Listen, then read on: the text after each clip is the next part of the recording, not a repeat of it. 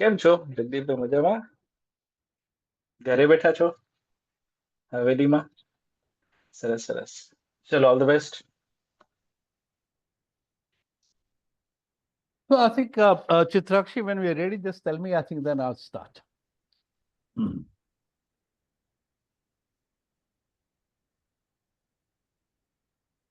I think we can maybe give 5 minutes Yeah, to sure, people no. to join. I think we've got only No issue, no Few- issue. No issue. We have all the time. few Oh, people yeah. are joining. Attendees are joining. Yeah, sure.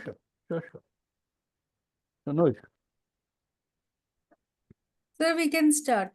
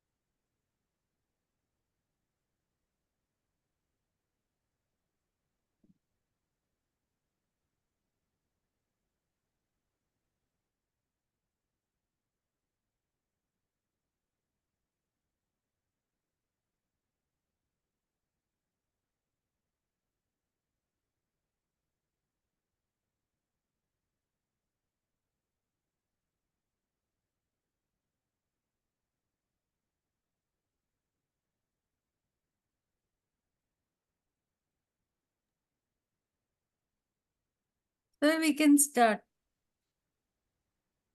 Okay, is everyone there? Chitrakshi? Yes, sir. Okay, fine. Thank you.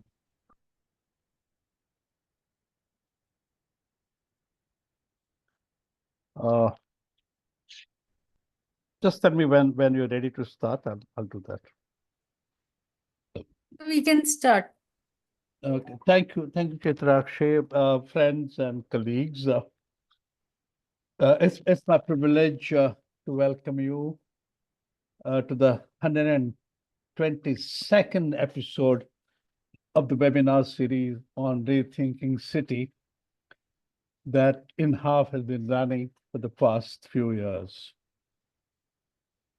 This one is to discuss and present ways and means of making the walled city of Ahmedabad, which has been declared India's first heritage city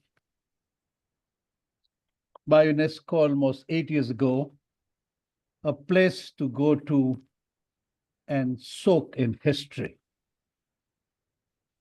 The purpose of this webinar is to examine ideas and making the heritage city, one, a vibrant center for local and international tourism, two, make it a hub for cultural exchange of all kinds, three, see to it that it presents a good lesson in heritage preservation and conservation, and last, the heritage city becomes a place for enjoyable and healthy living, as the walled city has as many as 4 lakh people living in 600 poles and other forms of settlements.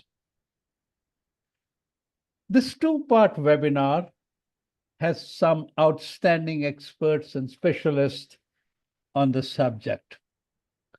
The first one, that is today, moderated by Dr. Jagan Shah, takes place today, and the second one, which is taking place on 2nd April, will be moderated by Debashish Nayak, who has spent a better part of his professional life developing heritage awareness in Ahmedabad.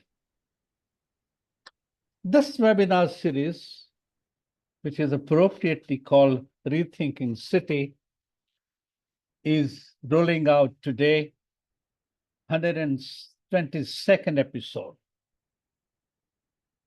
As many of you know, we have had over 500 experts, professionals, specialists, community groups, and concerned citizens from all over the world presenting their views, perspectives, and solutions on something like 30 to 40 important urban themes such as governance, finance, mobility, climate change, infrastructure, slums, housing, etc.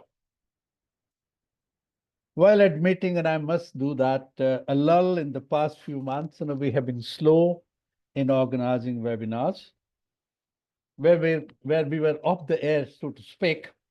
Let me share a good news that we are unfolding some 20 new webinars in the coming few months, almost 20.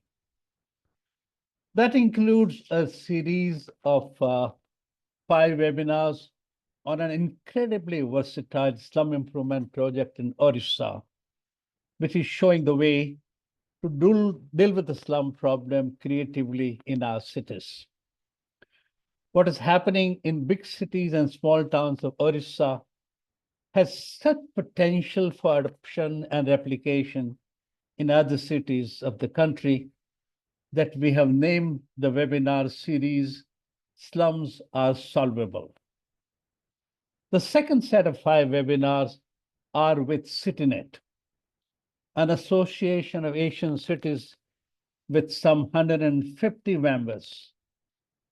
This webinar series will focus on the climate change issues and share what the big cities of Asia, such as Bangkok, Kuala Lumpur, Seoul, Yokohama, and Kathmandu are doing to address the formidable climate change they are faced with. The underlying rationale and immediate purpose of this webinar series is to germinate seeds for and contribute to building a societal partnership of multiple stakeholders to prepare for and respond to a difficult urban challenge we are up against. It is based on a deeply felt concern that India's urban challenge is very complex and daunting, and we as people, we as government, we as professionals, we as civil society have not understood its dimensions adequately. And that lack of understanding is reflecting in the quality of cities we have. Whatever we examine, be that urban planning or infrastructure or governance or finance or sustainability or slums or housing, our cities are saddled with difficult problems. And it is clear that meeting India's urban challenge, which I often describe as more demanding than even the climate challenge, is going to require a lot more than what is on offer currently. It appears that various stakeholders operating on their own from their respective vantage points may not be able to do justice to the complexity of the task. What is needed in order to meet this challenge adequately is a collective effort, a wider, multidimensional, multi-focus, multi-layered societal partnership. And this webinar series which is trying to put multiple dimensions of urban challenge on the public platform, is a very small, very modest effort in that direction. This is a small contribution in putting the idea and the need across to people who matter. There is a long way to go, but we are convinced that nothing less than a wider societal partnership in search of new approaches, strategies, and solutions would do. With this long introduction on what and why of this webinar series, I hand this over to Dr. Jagan Shah and his highly informed and knowledgeable colleague on the panel to conduct the webinar.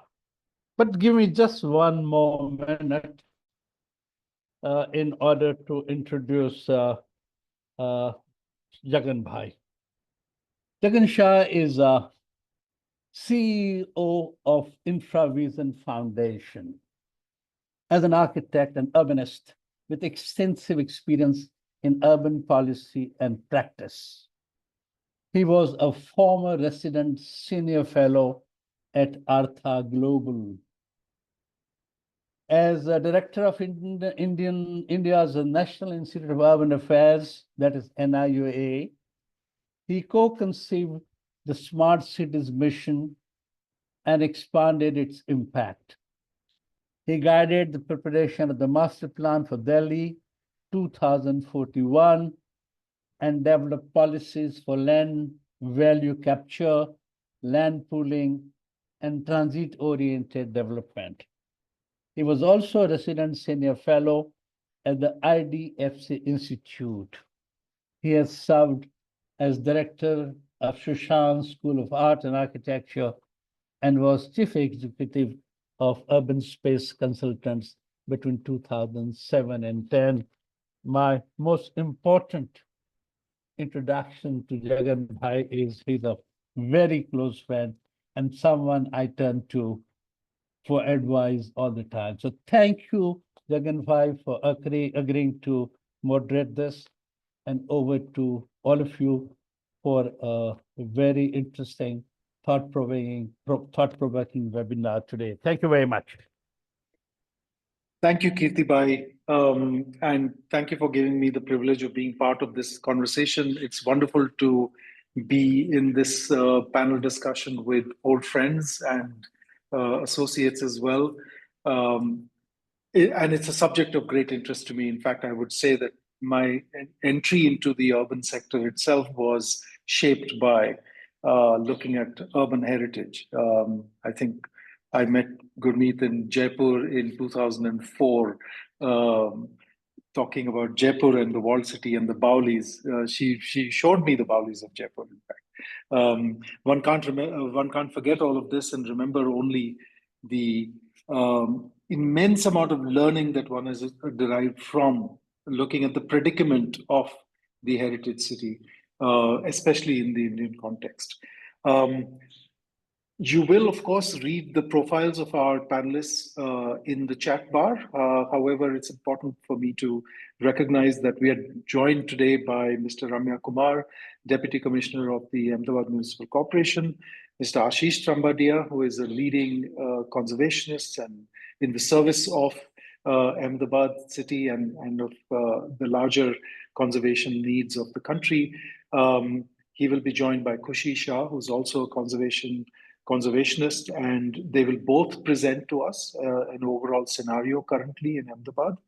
And we will be joined by Gurmeet Rai, who is one of the senior-most heritage conservationists of the country and a leading light in shaping new approaches to heritage conservation and cultural heritage revitalization in particular. And we'll also be joined by Jagdip Mehta ji, who is actually somebody who has put his money where his mouth is and has invested in restoring and revitalizing built heritage in the walled city. So we will hear from all of them. I just wanted to give a few framing lines before I invite Ashish and Khushi to present to us the current context in Ahmedabad. I think an interesting point from what Kirtibai was saying, that INHAF will also be looking at slums, for instance, and slums, and that there is a solution to slums. To me, it's very interesting because one of the predicaments of the heritage areas of our cities is that many of them are declared as slums. So, we are faced with this strange overlapping of discourses that takes place when you look at a heritage area as a slum. It is very easy to declare it as a slum based on your assessment of the state of the buildings. But having said that, it then gives a very, very difficult label to a heritage area, and it is very difficult to get out of that label. So the whole administrative machinery starts thinking of these areas as slums.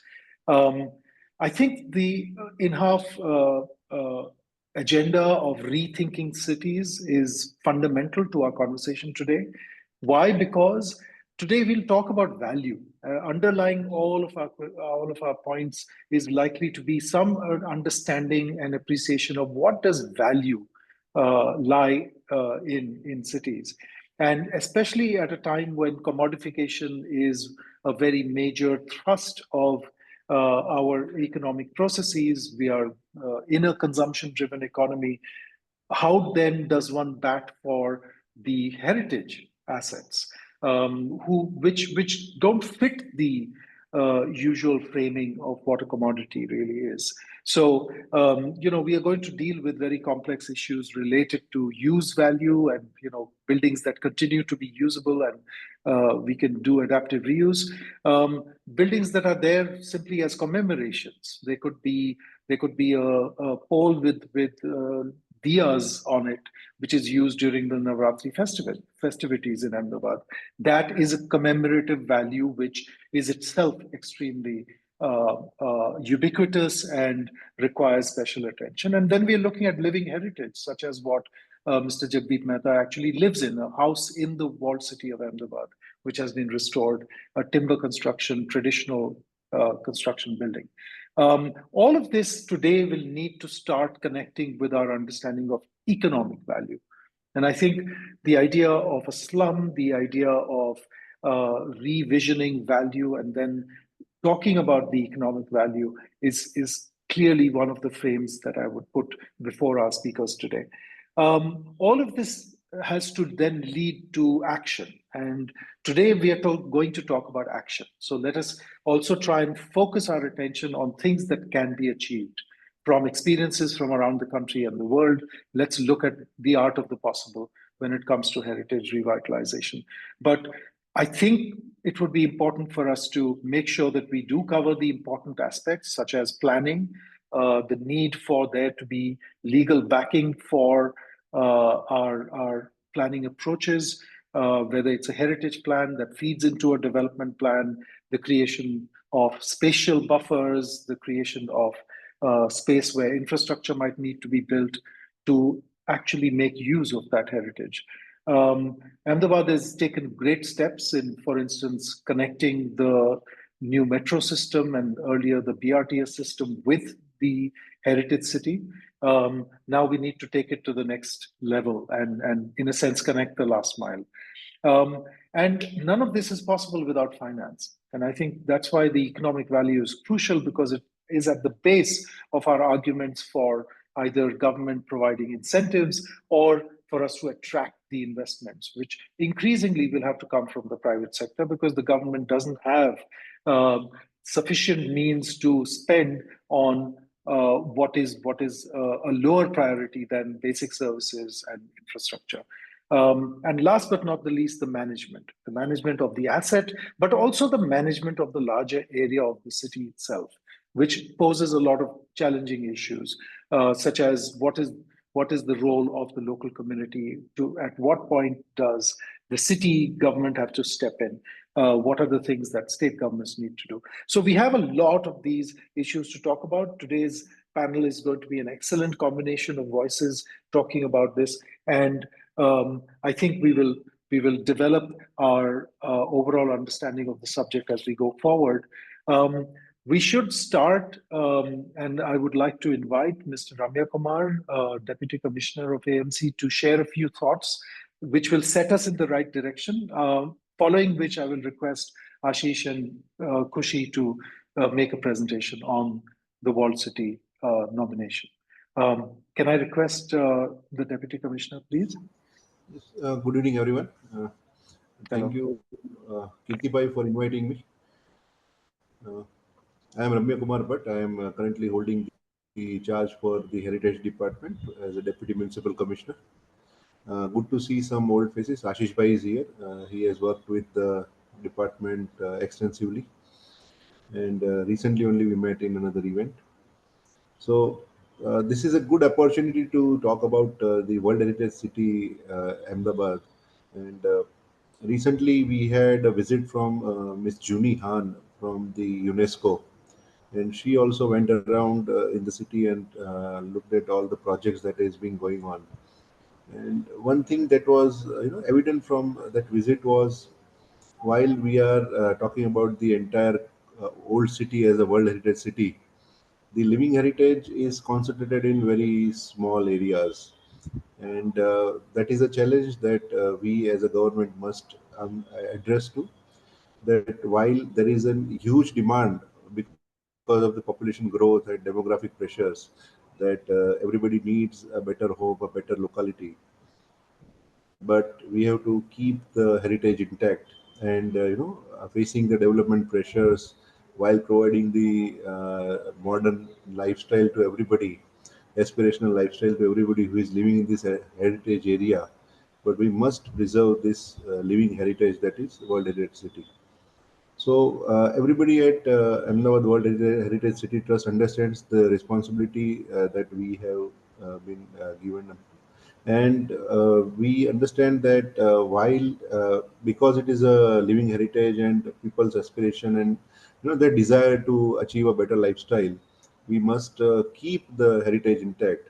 And for that, municipal corporation is spending a quite some amount to keep make the places better.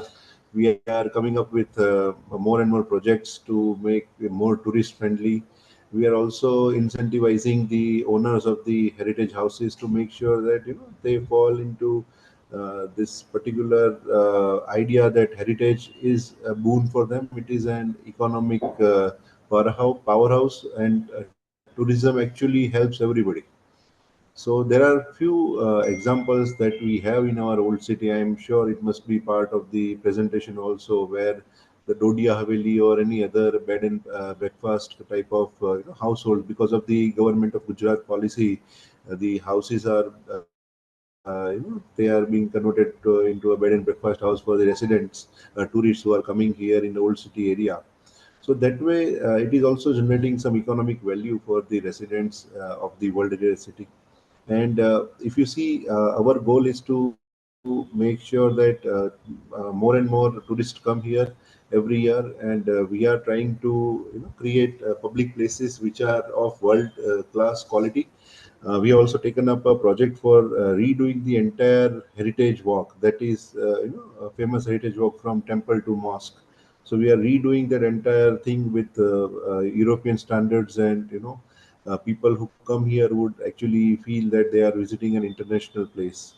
We are also coming up with a project on the banks of the river Sabarmati, where there are places which were unvisited for a long time. So we are trying to make that accessible for the tourists who are coming, and that is nearby to the modern attractions like the Imagika Park, which is going to come up on the eastern bank of the river Sabarmati. So this particular tourist project is also being going to be adjacent to that. So that way, modern attractions and combined with the heritage places for visit, I'm sure that city would be a good place to, be a tourist into, and it will attract more and more international tourists and even the domestic tourists from India. That's all from my side. I'll be happy to answer any questions in the end. Thank you. Thank you, Mr. Bhatt. I think that helps us also move forward into the presentation on the walled city. I think you've defined some of the key issues and challenges that we face, particularly with regard to the development pressures on the living heritage. So I think now to dive into really what we are talking about, this heritage city as an asset, can I invite Ashish? And Ashish, I think you and Khushi together will make this presentation. Please, over to you. Thank you so much. I think Kirti bhai to arrange this, and we have more than 100 discussions already on the cities. Cities are probably the driving force of our country's development. Of course, Ahmedabad is also, I think, not behind, and I can probably share this from my own experience, being my hometown. Ahmedabad has continuously grown in last 7 centuries plus, if I may take the liberty to think of the pre-establishment of Ahmedabad in that particular name frame. Historically, this settlement has been growing since last more than 700 years. And when I say grow, it's not only about architecture or city plan. So I think we are a city of growth, not really only because of certain phase of development which was beautiful or which makes it only unique. But at the same time, we have got World Heritage boundaries which are defined. So we have got the historic city area identified as World Heritage Site, and I think that is the main prime area for all of us for discussion today. But I would request the team of INHAF to kind of start presenting the one of the maps that we have. The map number 1, I think, will help us set the context.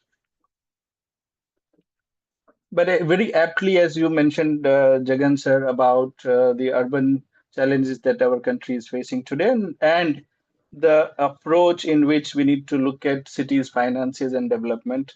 Bhatt sir already mentioned the current issues and also the perception that we come across most of the times, which is not really comparable to the general idea of a touristic world heritage. Whereas this city is a city of urban growth. I think Ahmedabad has a very interesting story to tell about how to grow as a urban community rather than just making some picture-friendly buildings. This is the recent development plan, 2021 development plan, and there is one more draft DP 2041 already released. We can expect, please go back to the first one. These maps are only for general references. So comparing to the overall urban growth, which is expected to be more than 1,800 square kilometers, our urban areas with the municipal corporation is 500 square kilometer plus. What we have inscribed as World Heritage is approximately 5.4 square kilometer out of the entire development area. And what we have done is since 2014, with the first development plan that was drafted in 2014, we actually gave a separate identity to this world city, which is apart from the general definition of Gamtal. Like Jagan sir was saying that the historic cores are more and more considered to be urban slums. We said since 2014, Ahmedabad was the first city to have a separate denomination for the core wall city as a special zone, which is not just a slum. It is a headquarter. It is probably the most thriving city business district. So it's a CBD, also Central Business District of the city, even today for this larger expansion in 500 square kilometer for the municipal boundaries, and maybe in future for these 1,800 square kilometer plus urban areas. So even today, your most important railway station, your bus depot, your APMC market, your flower markets, and so many centralized regional level economic activities are still happening in this 5 square kilometer. One can look at the pressure that this little city part is going through. When we look at the general urban density, approximately 480,000, I think, according to the census data, we have got 75,000 person per square kilometer when compared to the general area density of Ahmedabad, which is approximately 6 to 7,000 when we compare the urban region and the urbanized AMC boundaries, it will be somewhere between 12 to 15,000 per square kilometer. So we got 75,000 square kilometer of residential population, which is almost one third or maybe little less than that. So floating population coming every day is much more. We have got 10 to 15 lakh people stepping into the world city for the purpose of business, for the purpose of travel. Tourism is one of the activity, but there are so many people who are coming to the world city every day. So that is the kind of pressure that we are talking. So it's, uh, because we all already feel that we need to do something. I'm just making everybody aware that this is a city which has already so many things happening. So it's not just about good architecture or good streets. It's also about having good businesses, having good connections, and make the city fit for these kind of uses. Before we move on, I would actually step back into 2017 when we became the first of its kind World Heritage Site in India, where we have all these things to discuss. Most of the sites that we have previously were either directly with with the central government authority of the archaeological regulations or the authorities of the forest regulations. And lastly, also we had some railways site, but those properties are singly handled by one stakeholder authority, whether it is railways, forest, or archaeology. Here we have a situation, we have got almost all the departments of governance, so many private, so many NGOs are also performing, and they are the main stakeholders, the owners of the property of this World Heritage Site within the 5 square kilometers. So I think that that complication that we started from the Indian context, it also very important when we compare that to the development of the World Heritage Sites of the other areas and other contexts. So cities is a very different matter from a general World Heritage Site. Having said that, I would like Khushi to tell us about how the inscription was made and what is happening presently. I'll come back to that part again. Over to you, Khushi. Yes, I'll just share my screen.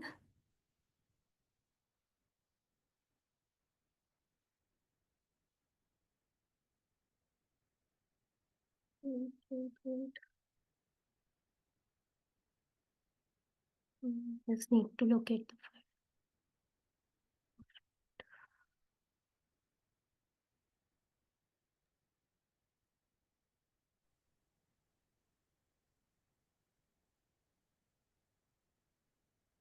So, thank you, Ashish, for the very interesting introduction to the context and setting the background.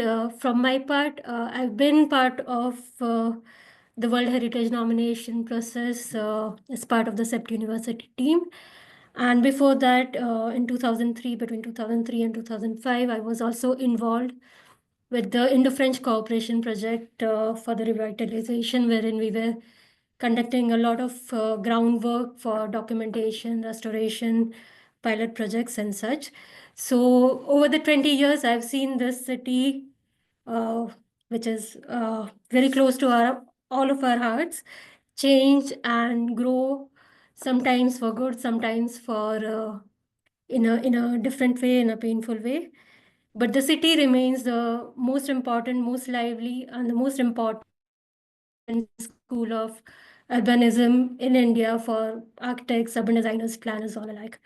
And that's why I think Kirtibai's idea of having this webinar also is very important, because uh, we have arrived quite far, we have actually walked a long road, but there's more to do.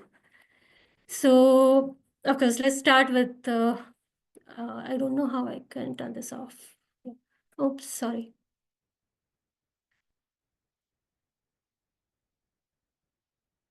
Are you seeing more than my screen or just my screen? This is better. Okay, let's start with the moment when the nomination was declared. This is 2017. Everybody was very happy, and we had our city inscribed for criteria 2 and 5. But what does this World Heritage listing mean, and why does any city or why does any country aspire to be part of this list? We have something called United Nations uh, educational, scientific, and cultural organization, UNESCO, everybody knows. We say we are very proud of the UNESCO World Heritage City tag.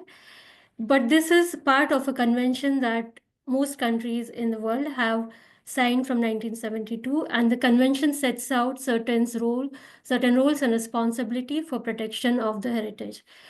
So when we say it is a World Heritage Site, we mean that the site is actually significant not just to the people who are living there, not just to the people who care for it or have had any personal association with it, but it has a significance that is much larger at the scale of humanity. Every human being in the world actually could associate with the values that the site represent.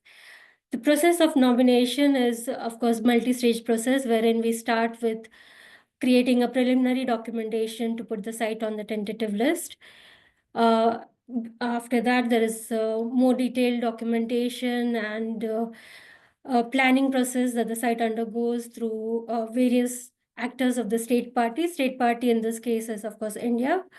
And at the time of this nomination, ASI was a nodal agency. We also had Advisory Committee on World Heritage Matters, which supported ASI to give the feedback to different teams which were working on this preparation of the nomination.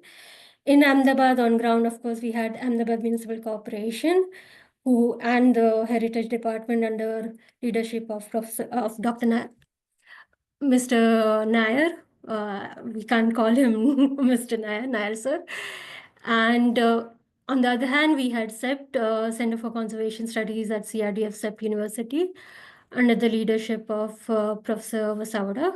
So together with various wings of AMC and various experts, both internal and external to CEPT, we worked on this dossier for many years.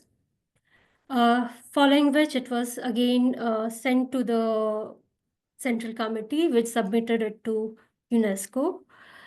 And there was an evaluation process after which the dossier was accepted, and the criteria that we had proposed, some of them were accepted as being applicable to the heritage of Ahmedabad, and we got the World Heritage listing.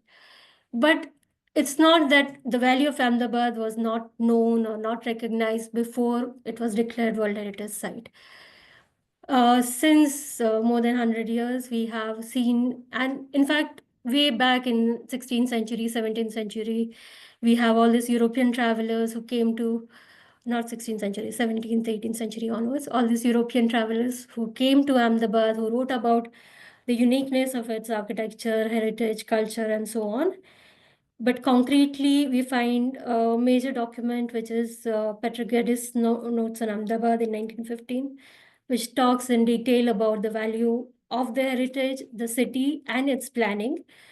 We have the Census of India report from 1961, which actually created a list and inventory of heritage buildings, specifically, wooden buildings and timber-cowed facades and such, and identified their locations, the kind of ornamentation, and so on. There was also a lot of interest internationally in 1984. Ford Foundation, Delhi, and AMC worked together on an urban conservation proposal for the city. And in 1997, there was an Indo-French initiation of the Indo-French Cooperation Project, which went on till 2006. The first phase, of course, resulted in what we all know as French Report, which was a documentation listing and inventories of heritage buildings, as well as general guidelines for the conservation, and followed by pilot restoration projects. So what I want to say here is that the heritage of Ahmedabad, even if there was it was sort of a smaller city in 1960s. It was still the most important trade center of British India and and its importance as an urban center, as a planned historic city with its own unique character was well known over the years. Apart from this, we have various studies from various school of architecture, planning, and all through the entire 20th century, which actually recognize this value. Now, the process, just a general timeline, it started in 2010. The city was placed on tentative list in 11. The documentation and preparation of dossier as well as the draft management plan happened between 2011 and 2015. And in 2016, we had the e-commerce evaluation mission on ground. There was, at this point, experts from e-commerce would visit. They would actually look at our documentation and on-ground situation to evaluate whether what we are saying about what we have documented, what we have put in the dossier actually is matching the ground condition and so on. And with a lot of back and forth between 2015 and 17, 2016 and 2017, the nomination was finally achieved, like the city was put on the list. Now, what we see here in the maps are the two plans which are part of the nomination dossier. Again, what at that time, it was at the initial time of the preparation of dossier, what we had was the conception of core zone and buffer zone. So the core zone is the area which is the site of the inscribed property, whereas the buffer zone is an area around the property which is normally supposed to be regulated in a way such that the heritage values remain preserved. So the core zone actually is where all the regulations and guidelines will apply more strictly, and buffer zone might have certain relaxations, but it still has to be monitored and it still needs to be taken care of. And again, the satellite image showing the same. Now, what are the criteria for which Ahmedabad, what is the value of Ahmedabad, what is the character of Ahmedabad for which we actually could get the World Heritage nomination? So initially, the World Heritage Convention also actually has 10 criterias. Some of them are for natural heritage, some for cultural heritage. And we have to justify that the heritage that we are proposing to be on the list actually justifies, due to its character, it's justified to correspond to one of these criterias. So the initial proposal was, of course, for criteria 2, 5, and 6, for which, after the evaluation process, 2 and 5 were accepted. And what are the criteria 2 and 5? Criteria 2 is exhibit an important interchange of human values over a span of time or within a cultural area of the world on developments in architecture or technology, monumental arts, town planning, or landscape design. And criteria 5 being an outstanding example of traditional human settlement, land use, sea use, which is representative of a culture or human interaction with the environment, especially when it has become vulnerable under the impact of irreversible change. We all know that the urban planning of Ahmedabad, which has its unique character with the pole, the house, pole, tour, and the architecture of its residential neighborhoods, as residential buildings, neighborhoods, as well as the Gujarat Sultanate architecture, which is really this amalgamation of the Hindus, Jain, and Islamic traditions of the region, would easily justify these two criteria. And as a result of all the heritage that has been preserved in the city over this many 6 centuries, we were able to actually demonstrate that the house form, the urban form, and the organization on city planning actually are the key characteristics for which this criteria can be considered fulfilled. These are some of the maps that are again part of the dossier. So the city has around 28 ASI protected monument with their core and buffer zone, and this ASI protected monument, because of the criteria 2, which is an important interchange of human values, where key, how do you say, assets due to which we could say that criteria 2 and 5, which is art and architecture technology, could be considered applicable. And the next map has some of the preserved heritage precincts. While we know that Ahmedabad has more than 300 poles, which are this unique urban settlement typology, not all of them have preserved the character in a how do you say, in a more authentic or integral sense. But we could identify more than 50 such precincts in the old city where the character was more or less preserved. One of the key aspect of this character is that there's a pole gate.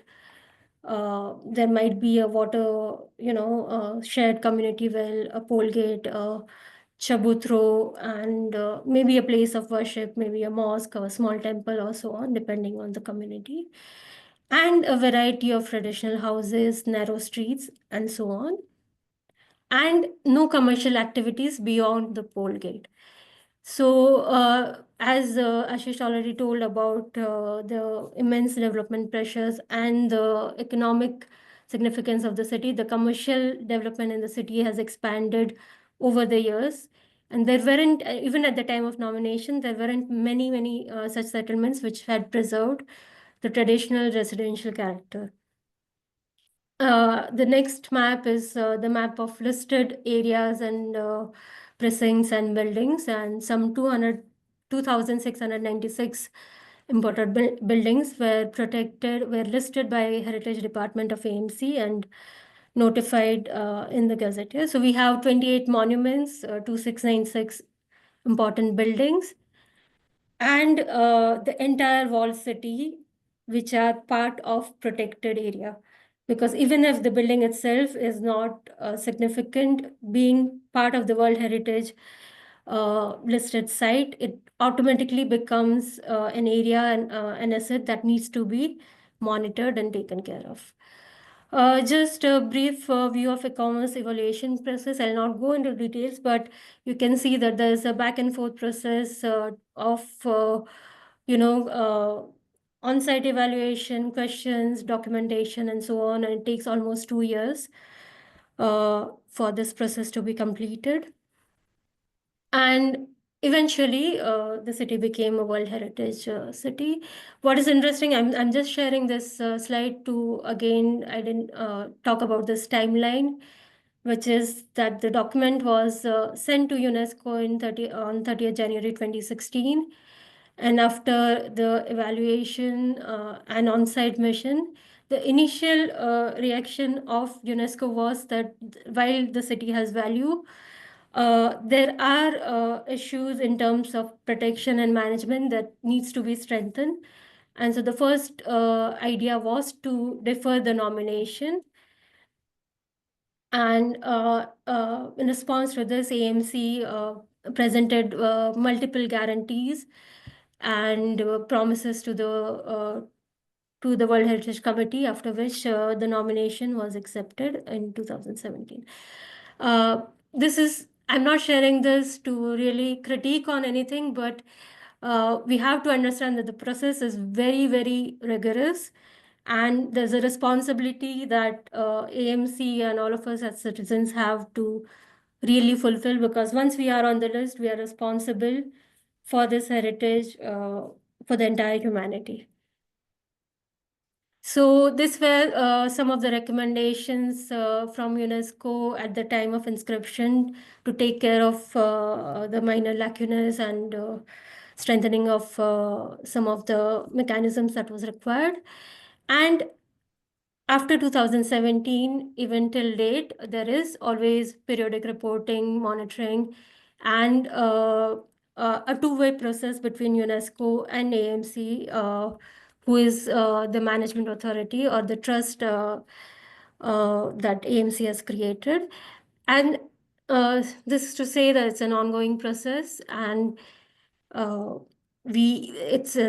dossier or the heritage listing does not freeze anything, but there is always scope for improving and strengthening the protection, which I think Ashish and other panelists will then talk about in more detail. But I was involved till this nomination bit in like the more details. I thought I'll just share the process with you. And one of the key concepts, while the justification is statement of outstanding universal value, this is what we are talking about. It's the value of Ahmedabad is not just for its citizens or inhabitants or people who work there or so on. It's for the entire humanity, and that's why it's called outstanding universal value.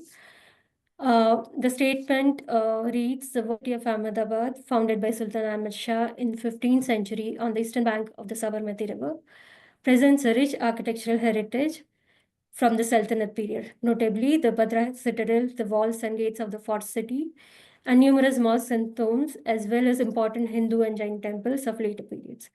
The urban fabric is made up of densely packed traditional houses in gated traditional streets with characteristic features such as bird feeders, public wells, and religious institutions.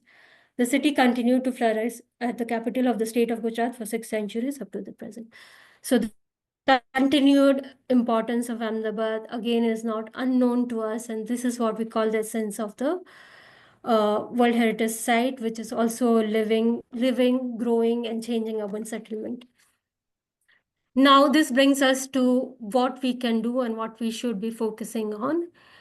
And these are the key challenges. Again, these are not new challenges, but as time goes by, the pace of change becomes more difficult to manage because we have less and less assets to actually justify the authenticity of this heritage.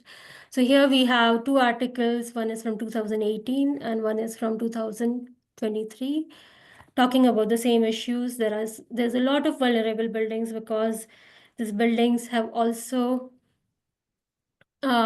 faced issues such as earthquake and rapid. Sorry, I'm so sorry. I was trying to turn off a pop-up on my screen. Let me. Okay. Okay. So the vulnerability of heritage buildings, which are weakened due to years of neglect and lack of maintenance, compounded by the effects of earthquakes and other natural disasters.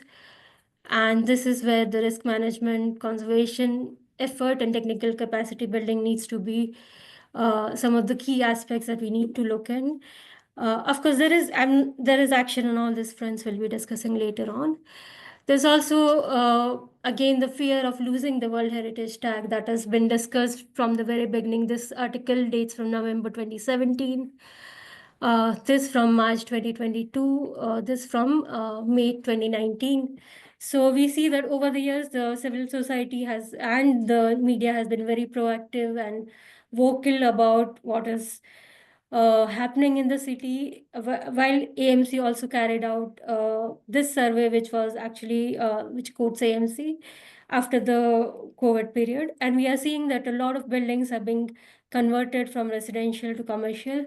This again affects the integrity and authenticity of the site as well as loss of heritage assets. Another key aspect, of course, development pressures and how to manage change and effectively conserve the heritage.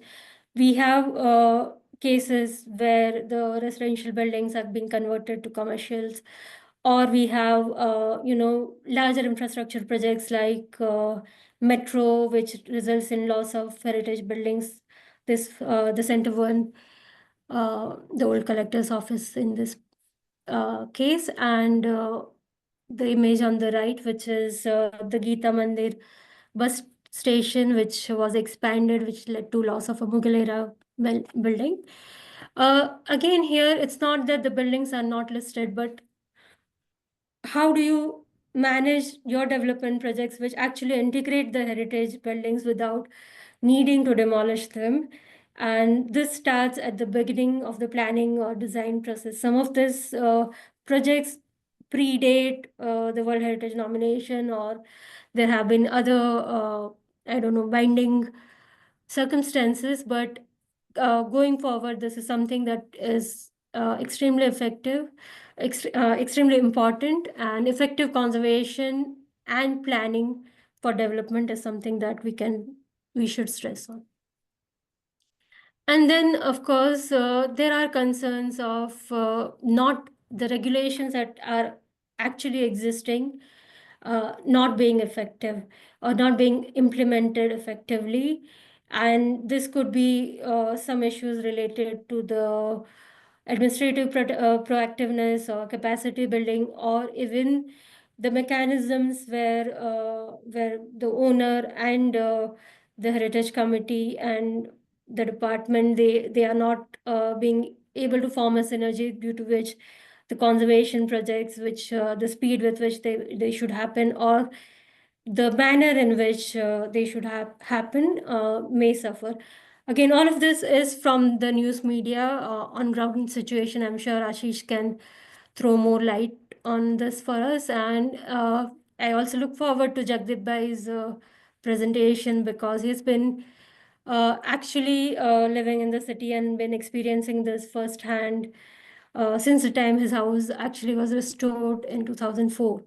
So for 20 years, he's been actually dealing with all this, how do you say, uh, permissions and issues, development pressures, commercialization happening in the polls, the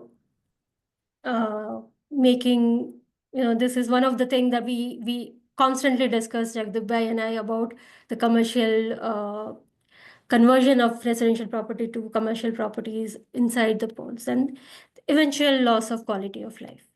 So that's it from my side. Thank you. Thank you, Khushi, for giving us a very good background. To now dive into our discussions, I'm going to request our panelists now to actually join, and that includes Ashish and Khushi also. I think some very interesting things have come out of Ashish's and Khushi's presentation. I like Ashish's differentiation, clearly saying that cities are very different from heritage. So, what drives a city and its growth and its impetus is very different from what drives heritage conservation at an urban scale. And one very interesting thing that Khushi said was something we should keep in mind, that Ahmedabad as a city has been like a school of urbanism. And it kind of raises the question that if old Ahmedabad did not exist, would new Ahmedabad look as significant? So cities that have heritage areas are very fortunate, because you actually can see the value addition that comes from historical evolution. I think those are the kinds of nuances which we can pick up.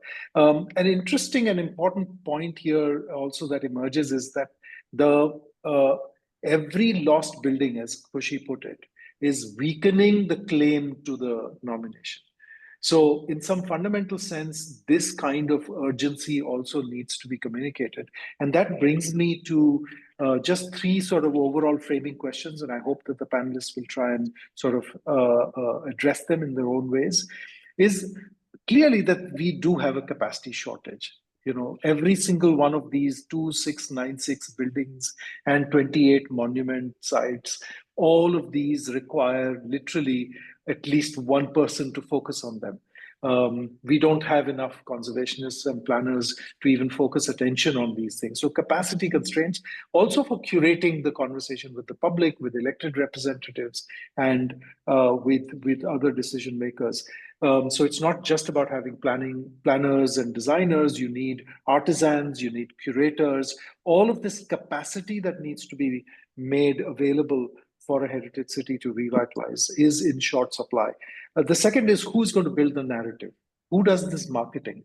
Is it Ashish? Is it Khushi? Is it Mr. Bhatt? Who challenges and owns this narrative in society and pushes for it? So this marketing is essential in every society that has managed to conserve its heritage areas. And third, and most importantly, how does the city mobilize the resources required?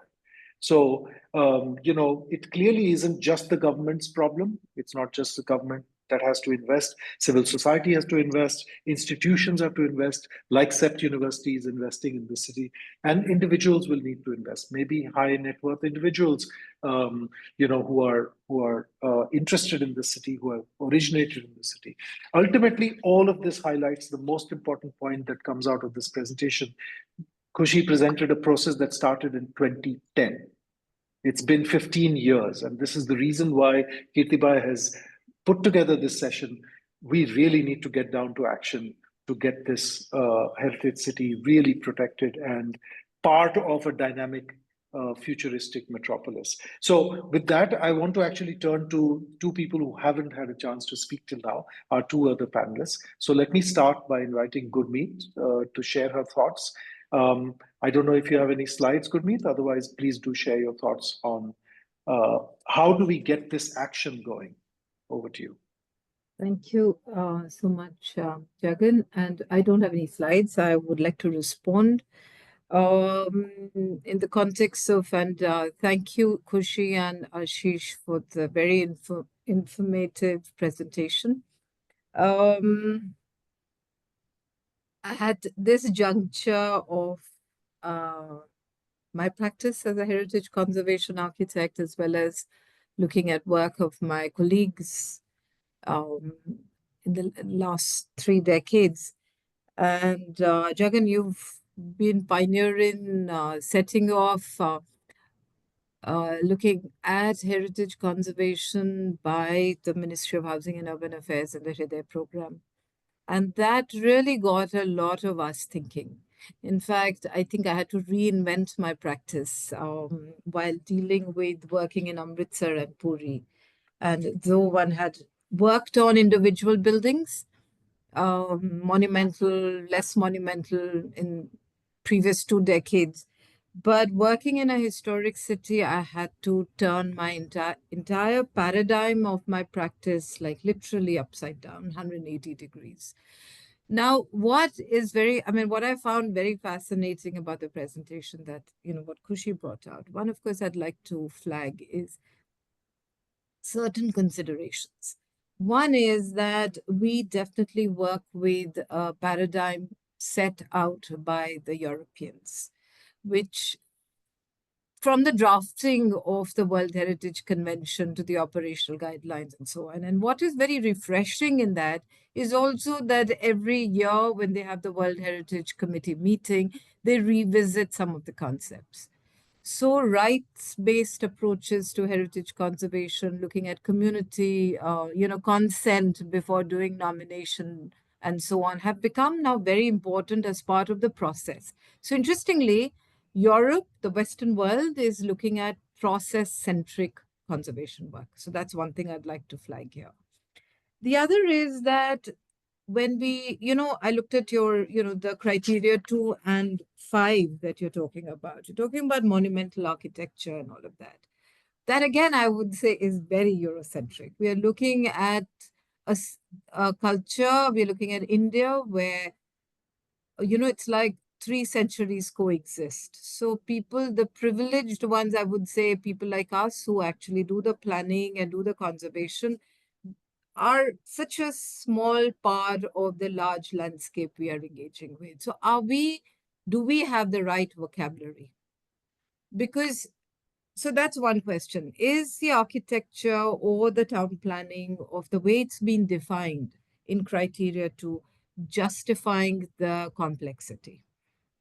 The second point is when we talk about the criteria 5, when you're saying human interaction with environment, when it has become vulnerable under the impact of development.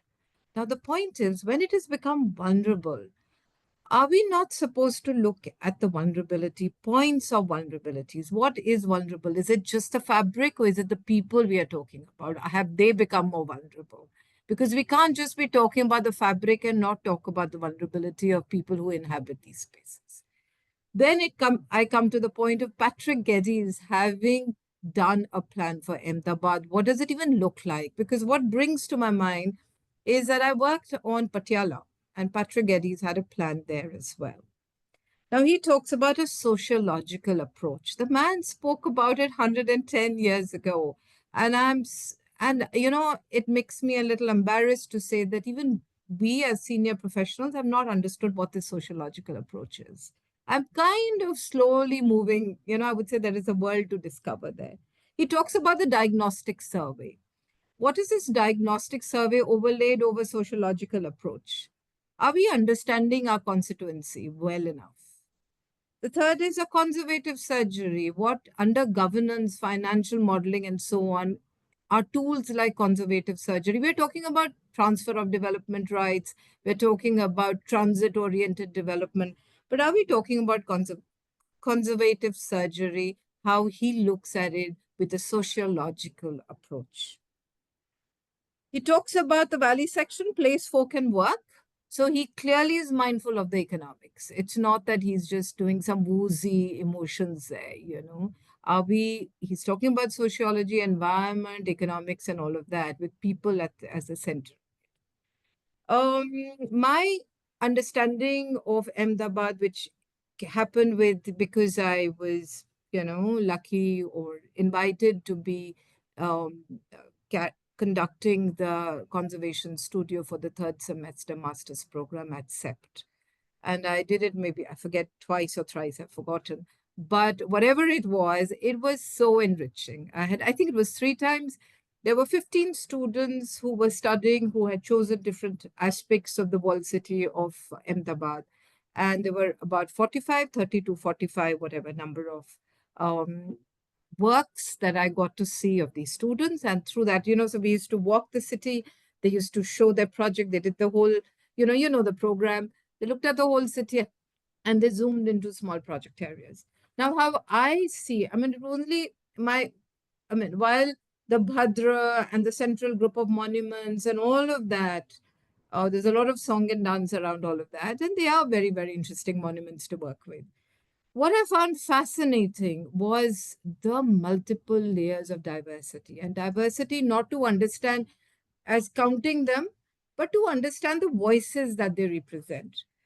The Haveli, the Peshwa Haveli to the southwestern edge with a police inside. Cinema, the legacy of cinema, Gujarati cinema, the cinema halls, Gujarati theatre, the Parsi heritage, the pilgrimage centers or multiple sites associated with the Jain community, the Sufi heritage layer of the walled city, commercial hubs with a covered market and so on. Then, of course, the pole, experiencing the out-migration, the communities that are leaving, and the in-migration, people who are coming in.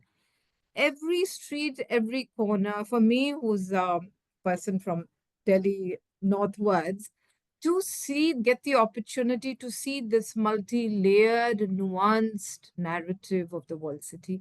And then, if I were to apply the lens of the 2 criterias, my definition completely changes. What is the architecture, monumental arts, town planning, and all of that when I put those people and those complexities at the center of the narrative?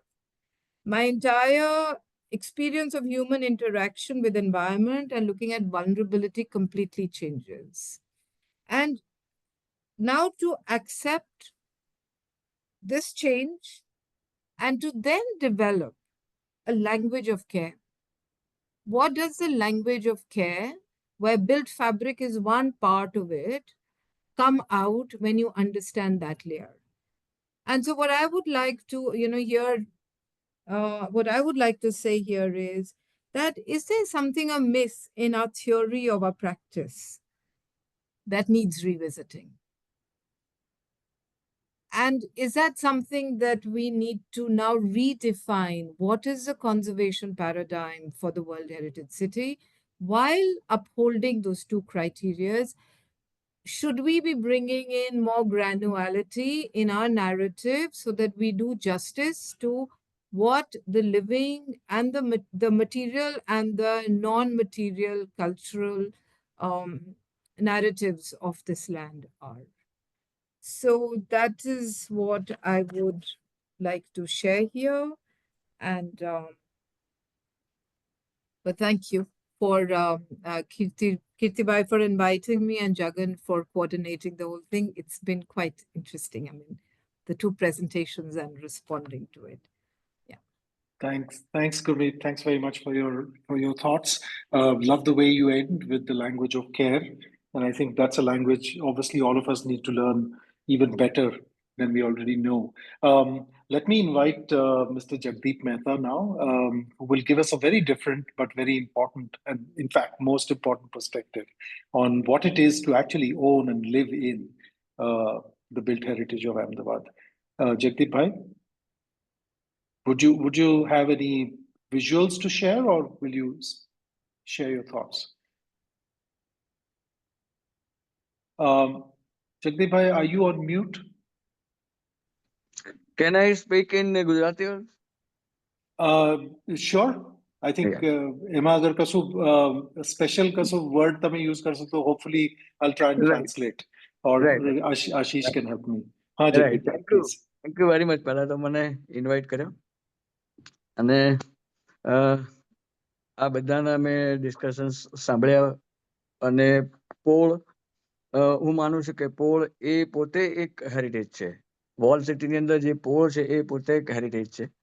તો એને હેરિટેજને બચાવવું એ આપણે બધાનું ભેગું થઈને કામ છે. એટલે અમે લોકો તો પ્રયત્ન કરીએ છીએ. 2004થી અમારું ઘર રિસ્ટોર થયું ત્યારથી અમે લોકો આને સાચવવાનો પ્રયત્ન કરી રહ્યા છે. પણ જ્યારથી વર્લ્ડ હેરિટેજ યુનેસ્કોએ ડિક્લેર કર્યું આપણે અમદાવાદને, ત્યારથી હેરિટેજ બિલ્ડિંગના જે તમે કહો ને કે વેલ્યુ એ ઘટતી ગઈ છે. એનું રીઝન એ છે કે હેરિટેજ જે બિલ્ડિંગ્સ છે એને લોકોની અવેરનેસ નથી કે મારા હેરિટેજ બિલ્ડિંગને કેવી રીતે બચાવવું. તે ઉપરાંત એને જે અમુક હર્ડલ્સ હોય છે કે એને રિપેર કરાવવું છે, એટલી બધી એની પ્રોસેસમાંથી એને પાસ થવું પડે છે કે એ પોતે એને રિપેર કરાવવું હોય તો પણ કોર્પોરેશનની અંદર જઈને એને એપ્લિકેશન આપવાની આ તે. બાકી હેરિટેજ સિવાયના જે મકાન હોય છે એ લોકો એમને બધું કરી શકતા હોય છે. અને જેટલો કાર્પેટ એરિયા હેરિટેજ બિલ્ડિંગનો હોય છે એટલો જ કાર્પેટ એરિયા બીજા જે હેરિટેજ નથી હોતું તો એનો રેટ વધારે મળતો હોય છે, કારણ કે ત્યાં દુકાન ને ગોડાઉન બનતું હોય છે. હવે પોળ એ અંદરનો ભાગ છે એ ગામતળની જગ્યા છે. એકચ્યુઅલી ત્યાં હેતુફેર થવો જ ના જોઈએ. તો આ આટલા બધા કોમર્શિયલાઇઝેશન થઈ ગયું ત્યાં સુધી કોર્પોરેશન વાળાએ શું કર્યું દેટ વી ડોન્ટ નો. પણ જે આપણું વોલ સિટીનું જે લિવિંગ હેરિટેજ છે એ ખતમ થઈ રહ્યું છે.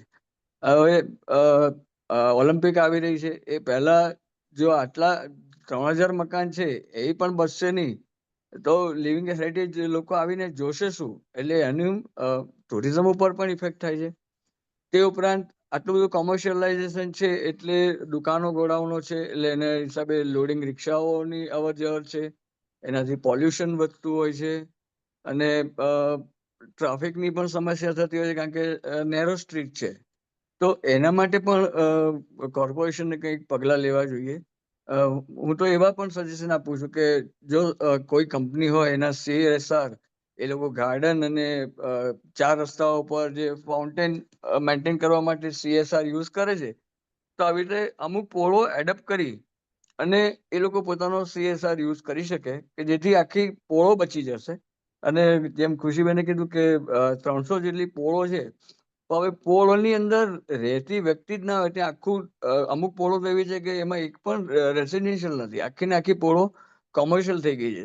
તો એને પોળ ગણવી કે ના ગણવી એ પણ એક છે વસ્તુ કે આટલી બધી વસ્તુઓ જે છે સિટીની અંદર લોકોને જરૂરિયાતની વસ્તુઓમાં રહેવું છે પણ નથી કોઈ સારી સ્કૂલ, નથી હોસ્પિટલ, નથી પ્લેગ્રાઉન્ડ. એટલે આ ઇવન એમ્બ્યુલન્સ કે ફાયર બ્રિગેડ પણ અંદર આવી નથી શકતું. એટલે એટલો બધો ટ્રાફિકની બધી સમસ્યાઓ છે. નો ડાઉટ અમને પાણી વ્યવસ્થિત મળે છે, ઘરની અંદર શાંતિ પણ છે, પોળો પણ ચોખ્ખી છે, પણ આ બધા રીઝનને હિસાબે લોકો માઇગ્રેટ થતા જાય છે એટલે પોળો ખાલી થતી જાય છે અને જે ખાલી મકાન થાય છે ત્યાં દુકાન ને ગોડાઉન થઈ જાય છે. એટલે આના માટે આપણું કોર્પોરેશન જાગૃત થાય. તે ઉપરાંત જે TDRની જે પ્રોસેસ છે એ પણ બહુ લાંબી છે, એના માટે પણ વધારે રૂપિયા ખર્ચવા પડે છે.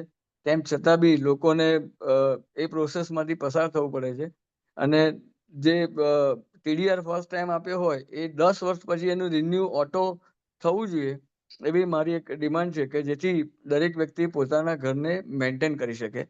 અને જે વ્યક્તિ ત્યાં રહેતો હોય અને મેન્ટેન કરતો હોય એવા લોકોને ટીડીઆર મળે તો that is well and good. આ મારું સજેશન છે. Thank you, Jagdip Bhai. Thank you for sharing those issues. Gurmeet, for you and for other listeners who could not understand all of the Gujarati, I'm sure you picked up some of the words. Those are easy to recognize. But Jagdeep Bhai has actually shared basically the big issue. જે સૌથી મોટો જે મુદ્દો તમે rays કર્યો કે પોળો ખાલી થઈ જાય છે, લોકો જતા રહે છે એને લીધે એનું લેન્ડ યુઝ પણ બદલી જાય છે. All of these things are interrelated. So, Gurmeet, he's basically saying that, keeping that pole as a particular typology of buildings and the use and the culture of it is ultimately our goal. So, he's even distinguishing, like you have done, between the built heritage and its significance and its connection with lifestyles. Jagdeep Bhai has made a request about the TDR process itself. It is overly cumbersome, but also some kind of a window should be given for the TDR even to be extended, and because it is an incentive, and incentives should continue to prevail.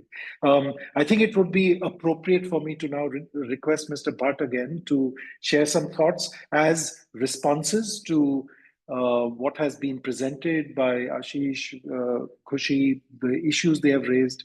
Gurmeet has also shared her point perspective, and Jagdeep Bhai has also shared. Can I request Mr. Bhatt to share his thoughts? Yes. Yeah. All the points are well taken. I completely agree with Jagdish Bhai. He's staying inside the old city area. So apart from heritage, I am also the deputy commissioner for this old city area. I'm making sure that all the basic services are provided through municipal corporation. So completely agree with him, because all the challenges that we face while we want to provide all the modern amenities to the residents, but sometimes the heritage tag becomes a shackle in our foot. We cannot move because of that. So, for example, he's asking about the modern amenities like firefighters and ambulances at the doorstep. We cannot provide it traditionally because the poles were never designed to handle any of such vehicles. So if we want to provide all these modern amenities to the people, then we have to go for some redevelopment. And then when we go for the redevelopment, we lose out on the heritage values and all those things. So it is a counter balancing thing that we have to make sure that, what we prioritize over other things. So at this moment, we are prioritizing the conservation and preservation of the heritage. So we have to, make sure that we are not getting into all the other sorts. At the same time, I have been in my 15 years of career, I have worked with this old city area for more than 11 years, and I completely, agree with all the residents who are facing the issues. And I always tell my team that the city has survived for last 614 years, but I am not sure how we are going to survive the city for next 50 years if we keep on doing whatever we are doing as of now. So we have come up with an RFP where we are hiring the consultant to create a, the development plan which is aligned while maintaining the heritage, which is aligned with the net zero goals, and also, how we are going to handle all the development pressures that we are going to face in upcoming years. So how the city would look like by 2070, we have to plan it from now onwards. So we have come up with an RFP, and I am sure that in time of 6 months or a year, we'll have some kind of document which is available for public scrutiny, and we'll make it public so that people can provide their feedback. For TDR, maintenance TDR, yes, we are considering that. That is in deliberation. We have received inputs from different quarters also that we should consider this maintenance TDR. So it is in consideration. No guarantees, but it is in consideration. That is for sure. And for the process, I understand that process sometimes seems very cumbersome, but because it is an heritage property and it has to go through all the scrutiny and all those things, it becomes a little bit cumbersome. But to ease the process, we have completely migrated on an online process where the owner of the property can, track their applications and everything. And anything, if people is facing any issue, my office doors are always open. My number is also available in Google, so people can reach out to me. That's what I would say from this platform. Thank you. Thank you, Mr. Bhatt. May I also ask a question? Wherever we have seen these heritage conservation at an urban scale succeed, whether it is in Japan, Southeast Asia, Vietnam, or in the Western countries or South America, wherever we see that, what we do see as a common factor is that the local authorities, the local administration creates the appropriate mechanism by which the goal can be achieved. And when I say appropriate mechanism, very often it is about putting the right people in place so that the discretionary aspects of heritage conservation can be dealt with. So you're a technologist, and you do understand that there is a certain level to which we can standardize. But especially in the heritage conservation space, every single case has to be looked at, in a particular way. And what Jagdish Bhai mentioned, that if a pole has ceased to be a residential space, should it continue to be listed as a pole? Those kinds of issues keep cropping up and they are dealt with. So my point here is that, have we developed the institutional capacity to deal with this kind of complexity? And showing that in all cases we are able to move forward, not problem solving, but actually creating the incentives, attracting finance, these kinds of skills and capacities. Could you share a little bit about your plans on that front? Yes, from the capacity building in the internal departments and the Heritage City Trust, there is much desire to be done yet. While we are discussing with many of the institutions to improve our in-house capacity, for example, we have signed an MOU with GICA so that their members can, work with us and work with the owners of the properties to make sure that they are getting all the technical guidance that they need. At the same time, the artisans who are working on this kind of, say, lime and mortar or on the wooden carving and all those things, there is a dearth of them, to be very frank. And at the same time, finding so many people working on this kind of high quality job, it is also very difficult. And because the private projects are well funded, and they are giving much better rates compared to what individual citizen can provide for, say, a house of 40 square meters, it is very difficult to get all those kind of artisans on board. And at the same time, we are also facing a lack of, say, private contractors who are expert in dealing with this kind of properties. So what we have seen, and Ashish Bhai can vouch for that, that local contractors who are working on, say, heritage conservation, they don't realize the type of wood elements they are taking out from the building. So they trying to replace it with steel or something like that. So hand holding each and every house and each and every contractor at every time, it will require a tremendous amount of skilled expert and manpower for sure. Okay, thank you. On the front of what you said about dismantling the building and then these heritage elements get into the market and they disappear. Of course, there's a thriving market for woodwork and so on coming out of old houses. I had the opportunity to frame the heritage policy for Surat, in which we had created as an incentive actually that the SMC would maintain a recovered heritage elements bank, or a place where they would store, because otherwise it will end up being burnt as firewood or something like that will happen to it. So I hope that Ahmedabad can also consider, if not already. But I see Ashish has his hand up, and so does Khushi. So Ashish, you go first, then I'll request Khushi. Yeah, I Over to you. think we are as we are furthering into our discussion, I would like to request that there are a couple of slides that we have added. There is a little bit of context here. What happened is when we did the nomination dossier, people were not knowing about it. So I think I'll request the INHAF team to present some of the slides that I have, and I'll just give you the remaining part of the overview or brief that I had thought of, which will kind of connect the gap between the nomination and the Sure. current issues. So Okay. move on to the next one. Just, I mean, this is to corroborate the idea of, no, the map one, please, previous one, black and white map.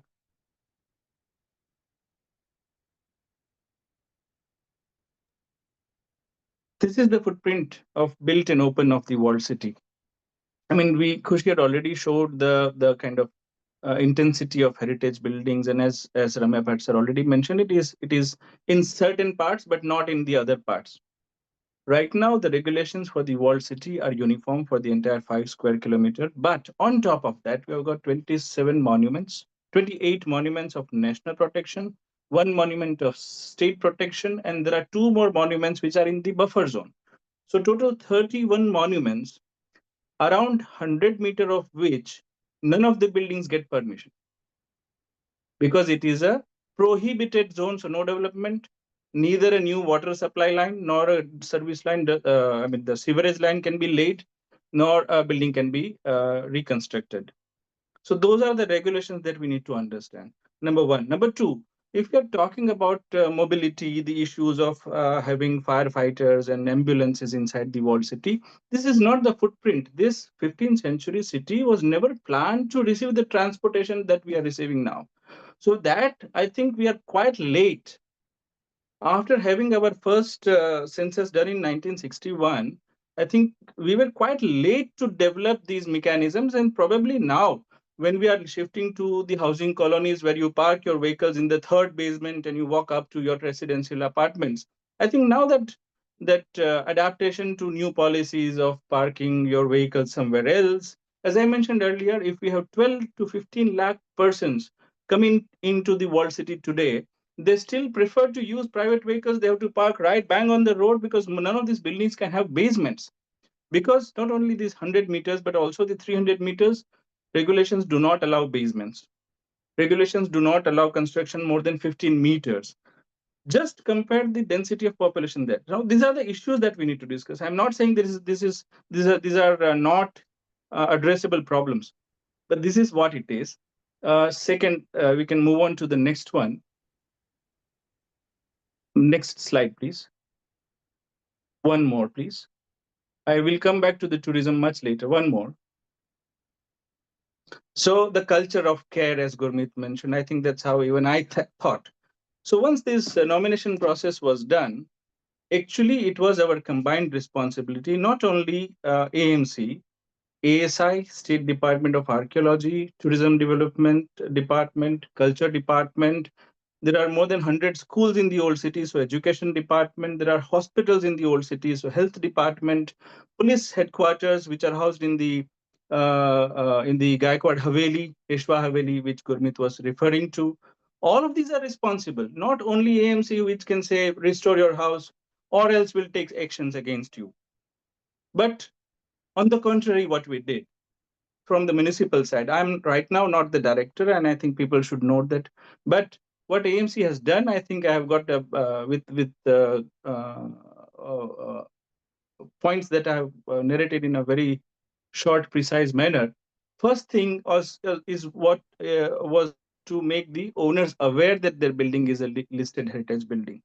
So out of 2,692 buildings identified in the dossier, people resisted to be included in the heritage list.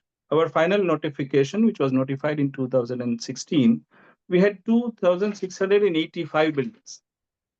So, and those 2,685 buildings owners were never knowing that whether that building is heritage or it is their neighbor's building or it is their part of their building, only the facade of their building, which is heritage. So first thing that was to be done was awareness drive. We did installation of these plaques, which is a pride plaques, as you can see one of the pictures below, which is giving the pride of heritage, what is the grade, where it is located, what are the regulations, then people will start referring to. Like Jagdish Bhai said, if anybody can do anything in the old city, there'll be no law and order. That's definitely not a way to go. But by doing this, actually, we made aware of the people, and that's how these newspaper people started taking the numbers down. And I think that also triggers some kind of mass awareness movement, but in a very negative mindset. So second interesting point that corporation started doing is with this World Heritage City Trust, on its own cost, they would produce the architectural drawings. Now remember that each of the house will have at least 3 owners, because most of these houses are ancestral properties subdivided into brothers of the families, further subdivided into the grandchildren of the families. So there are multiple owners in each house. Most of the time, to come to the consensus for restoration is very difficult. So that is one another point. So when we did the empanelment of more than 17 teams of architects who would be doing parallelly the documentation, the drawings on the old city at the cost of corporation for the privately owned buildings, or say school department, education department's building, or police department's building, they would first of all say, will not allow you. So there is a kind of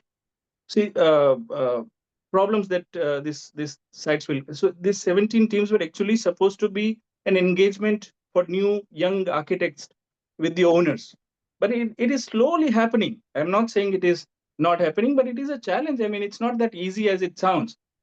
Second is the TDR incentive. We are all knowing that this 2,685 buildings which were notified in 2016 were entitled to transferable development rights. But because everybody knows that now there is more money, the artisans will start charging them more. The contractors will say it is much more costlier.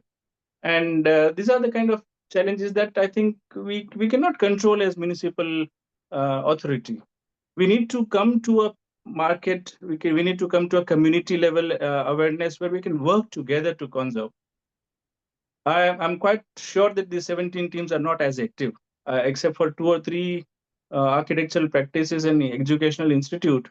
Most of them did not really continue to work on the documentation project that was launched. So many other initiatives are also taken. There are issues which are also related to livelihood. So if we say no to commerce, where will these people go?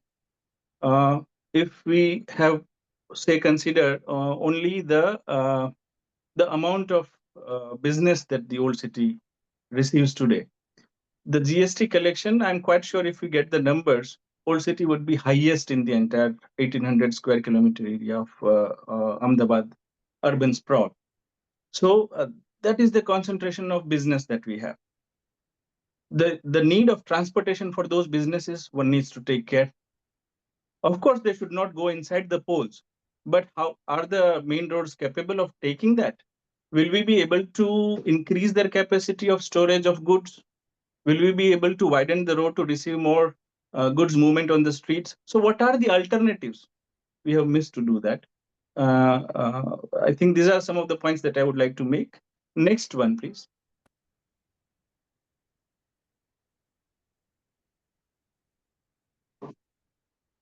The one on tourism, which is the last thing. I think from 1996 we are doing our heritage walk. Yeah, the tourism one, the previous one. That's the one, number 3. So we are doing our heritage walk, which runs in the morning hours, so that your businesses do not get disturbed in the business hours, afternoon and late evening. We did the attempt to pedestrianize Badra Plaza, failed miserably because of the people's resistance. It was all planned to have the Patharnawada or the informal sector getting better business because it was pedestrianized. It is those people who actually come against the municipal corporation, say we want vehicles here. So once there are vehicles, there'll be chaos. There'll be so many vendors, there'll be so many vehicles. So there are alternative methods that we need to explore and make it more compatible. Tourism is the last priority because the numbers are very small as of now. And I think it will only increase if we will make this city more livable, more usable. Even if you are a business owner, it should make sense to have better business in the old city. And I think that is the need of the hour. And I think I'm very happy to hear from Deputy Commissioner Sir that they're inviting more ideas for better development. And this is not really about preservation and conservation only. But on that front, in 2,685 buildings, we added 13 more buildings later on. I don't see that as failure. I think that's more better because then later people were convinced, they were more excited to be included in the list. So there is way in which I think this has happened. City has always been first of its kind. So Ahmedabad Corporation was the first one to have an MOU with ASI to develop the surroundings of the monuments. AMC was the first one to say, you restore your monument and the surrounding development, we will take care. So Astoria Darwaza, Badra Plaza was done under that MOU. We were also the ones who did a number of MOUs with private CSR and non-CSR corporates who developed many of our gardens, many of our schools. Polls are also possible. One example we already saw, I think in 2012, we had the first CSR to NCF for the Sevani Haveli, and that triggered the interest area in Dhalni poll, and somehow the Mahila Housing Trust managed to get that interesting initiative done in the old city.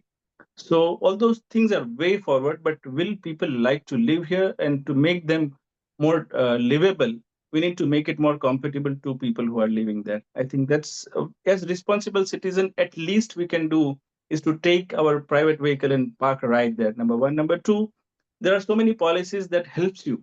If you have a building there, if you don't know what to do, there are so many policies.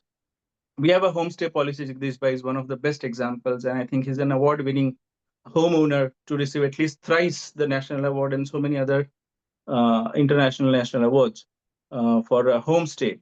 But we also have heritage tourism policy, which gives you good incentives for maintenance, to have proper professional staff, to kind of give you a relaxation from commercial electricity and taxation charges for 5 years. So those are the policies that must be explored. There are so many packages that are announced by the government of Gujarat also for the educational institutions. People have to come forward and do that.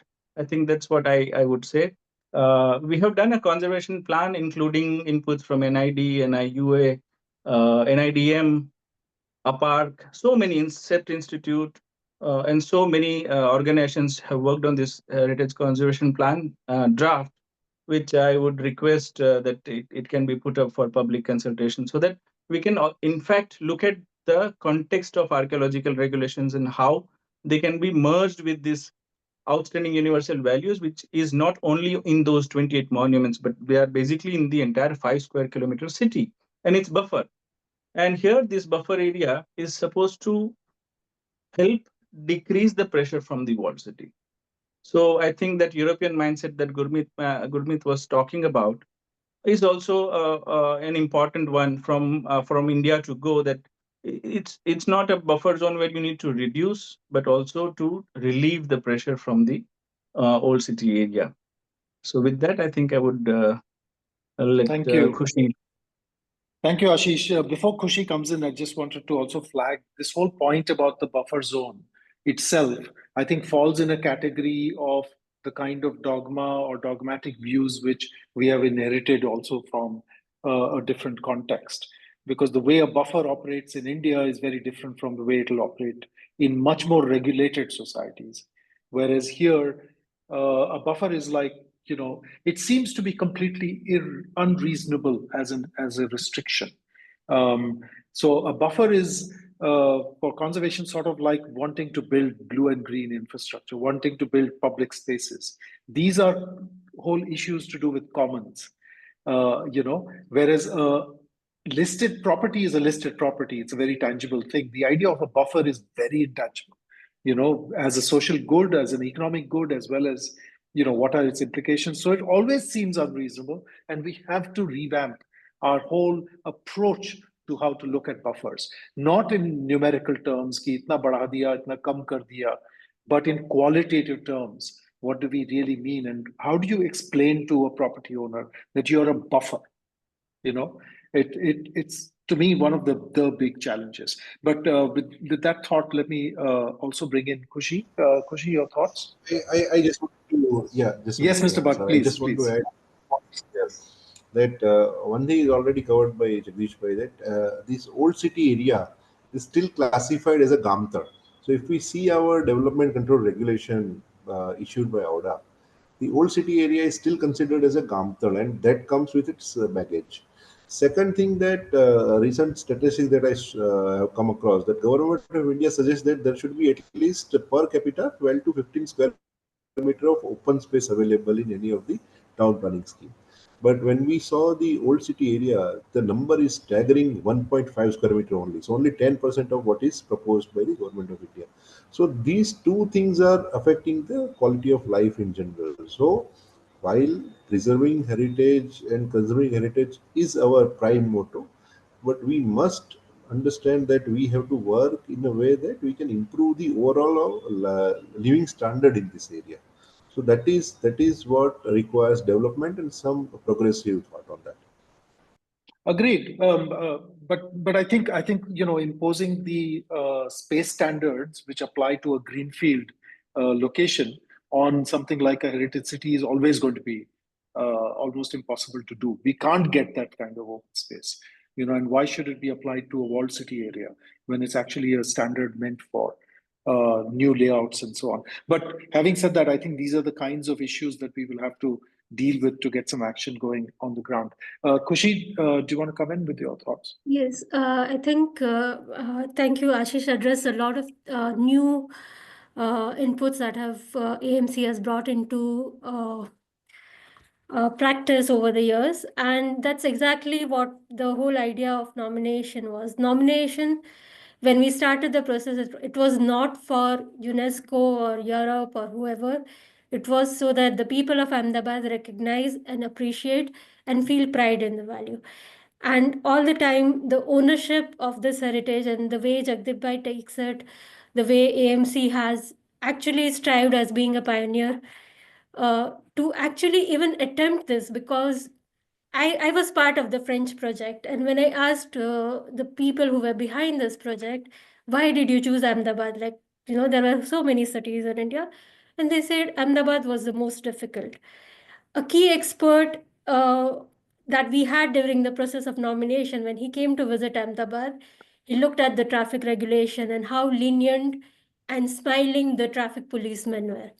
Like, the traffic policemen are smiling. A person is going on the wrong side on the street, on the crowded street, and the policemen are smiling, and the traffic moves around without having any accident, without fights. So this is the character of the city. Like, at this point, this was in 2012, and he was like, I'll not name the person, but he was like, how are you going to manage this? You cannot, if this is your police force, if this is the way people behave, if people, like, you are doing something wrong, I'm also doing something wrong, we are friends, we are neighbors. And Gujarati માં કે આ ખાડા કાન કરવા, that's a common way of life that we make do. We can call it jugaad, we can call whatever, we can call it friendships. And so while we had to follow this European guided process for nomination, it was never lost to us that Ahmedabad is not a European city. Of course, I have summarized in this presentation about a lot of nuances that Gurmeet talks about. We have understood it, we have recognized it. But at this point, I think everybody in AMC and everybody in this team, and me especially, being educated in France and having really seen a very strict guided process, we were aware that it's not going to be so straightforward. It's not going to work like it is supposed to work in a very straitjacket UNESCO formulation. But I think the will of the people, the will of the local government to even attempt this is something that actually separates Ahmedabad. Will of people like Jagdip, I have known him, I've seen him for 20 years, I've seen the kids grow up. And I know that in 20 years, the education, quality of life, everything has gone down. But he is striving. His entire family, his kids, his grandkids are even working. And this is what makes this place unique. So I think the quality of life issues, handled carefully, slowly, and continuously, is what we have to work on. I don't know if Ramya sir can actually even throw light on this, but the commercialization is not a problem that we are talking about right now. It's something that we have been talking for 30, 40 years. Because yes, the character of the pole, the typology of the streets, they are not meant for this. And not only for the life or neighborhood quality, but even in terms of disaster risk, it's one of the biggest challenge. So maybe the buffer zone, if it was to relieve some of these activities, land use planning, local area plan, as Ashish said, we will have to look into what is proposed. But I'm sure all of these are parts of it. And the point is to look forward and look forward Yeah. to improvement, not just conservation or preservation of the of the thing, but it's the character of the people, I think. But as you said, Khushi, every single building lost is a retarding Yes, of the it's overall. that's So the Eurocentric yeah, notion that Gurmeet was talking about, which is so we can afford to from lose. We we can can't afford to afford to lose. lose. Ah, okay. But I would, as a observer of the city, I can say that we are losing the facades, the wooden facades and stuff. But when you go inside, if the building is still in use as a residence, the courtyard is there, the planning is there. Mm, mm. So it's also like the Okay. responsiveness to the climate and the how do you say, the social networks and social cultural aspects. It remains till it remains a residence. The moment a residence is converted to a shop or a go down or an apartment building, that's the bigger loss. So even the I think, yeah. house form is very important, not just I the think you're physical. absolutely right. The morphology is really where the life and the culture actually exists. It's not necessarily only in the facades.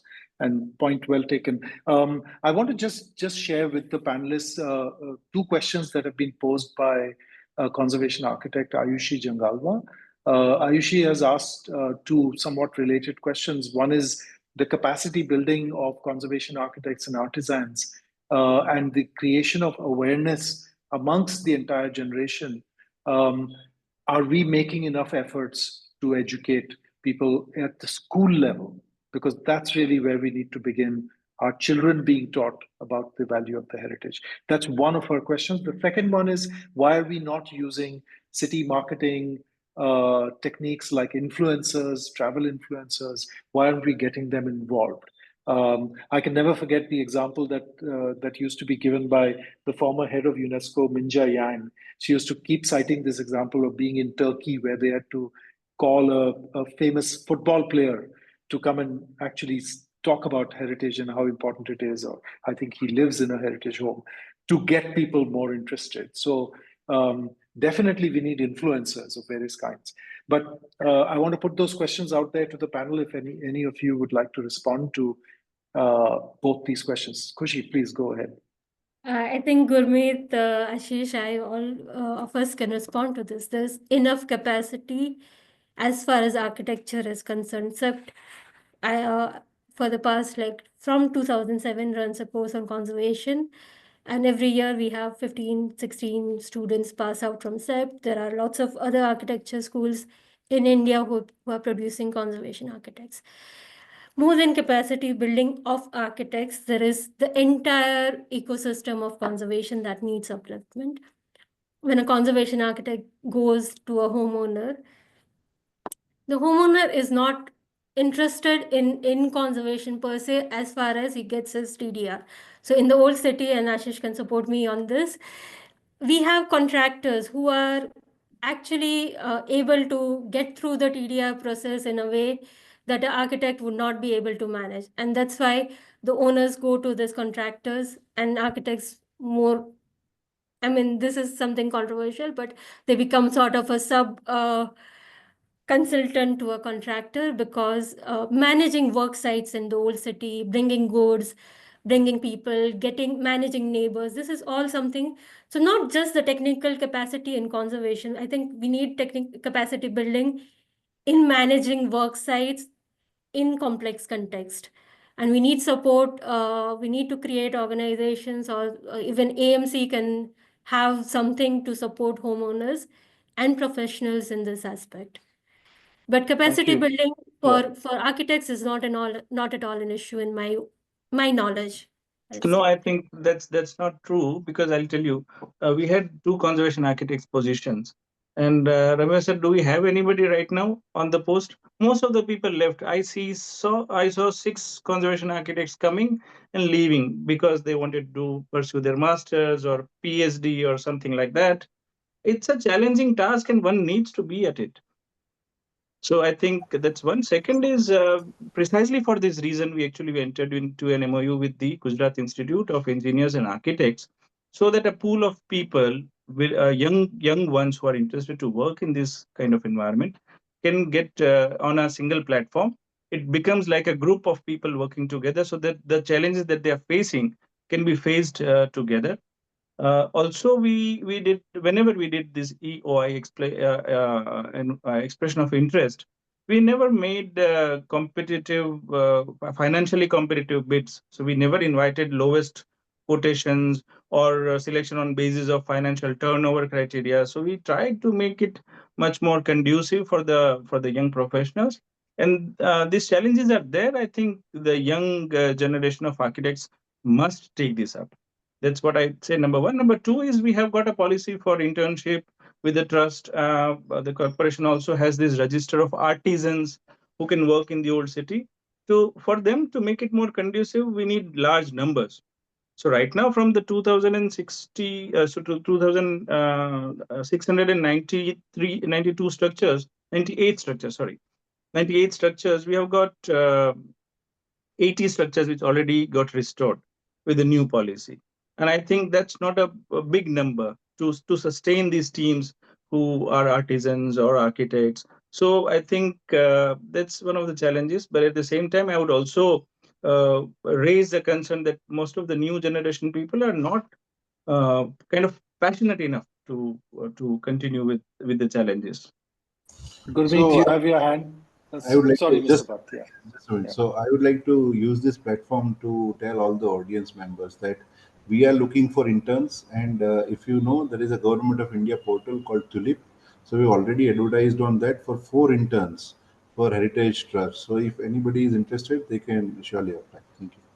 Thank you. Thank you. Gurmeet, over to you. Yeah. So I may sound at the risk of sounding a little cynical. One has seen this process, all that Khushi's been talking about, Ashish, all of us, that if we do the same thing again, we will get the same results. And what we see out there is the result of what we've been doing. So if we continue the same way, we will get the same thing. And are we happy with what we are getting? I'm not, personally speaking. I wouldn't say that at the end of, after doing so many years of conservation work, I feel okay. I feel like patting myself on my back. Bada kuch ho gaya, bahut we've achieved. So my question really is, what I see today is, while we have to do business as usual, that we're talking about ji legislation karni hai, capacity building karni hai, flana karna hai, building restore karni hai, gir rahi hai, all of that is fine. But the point is, what is inspiring the human spirit here? Something which led to the creation of such beautiful work, such amazing cities, and like what Jagan said, very amazing. I mean, I think Khushi said, which I missed at that point, that would Mehmedabad or any of our historic cities have the same, that the newer part of it will have the same character or robustness if the historic part, the heart was not beating there. Now, the point is, how do you keep the heart going? If the heart is not going to be inspired, heart is not going to carry on. And what comes to my mind is that where is the love in the heart here? It's all about fork and knife and tools and plate and pans and all of that. That's what we're talking. Where are we being inspired? And you know what came to my mind? I mean, I'm going back to the studies of the students. The Parsis were dying, that people dying, it's not literally, but wanting engagement in their heritage, wanted to contribute. Spinning off from their personal legacy, the Parsis as a community has been major contributors. And I'm sure Ashish knows about them, Khushi knows about them, people in Ahmedabad know about them. Okay. For me, that was very, very inspiring. I saw the heartbeat there. Then when I saw the spine leading from the central road to that Haveli, Peshwa Haveli, and I saw those theaters there, I saw the possibility, and a little corner that hits and touches the edge of your riverfront. I saw a possibility of a cultural street, because it was all coming out of performing arts. I mean, I couldn't, even in Surat, I went for this Surat theatre festival where 500 amateur theatre, dramatists, actors are there. And they had this 3-day festival, and I decided to go and see one little bit. And those 350 people filled that theater. There were people waiting outside, almost getting violent because they wanted to get in for the next play inside. Where are we inspiring a cultural expression, the creative expressions in people, so that the walled city will come alive? The moment it comes alive, people will want to protect their fabric. But to say fix your body and then the heart will beat, heart will not beat like that. If you fix the heart, the body will survive. And I think we need to find different answers. The problems are the same, but we need to look for answers elsewhere, not in the routine thing that we all have been practicing for a long time. And yeah, thanks so much. Thanks.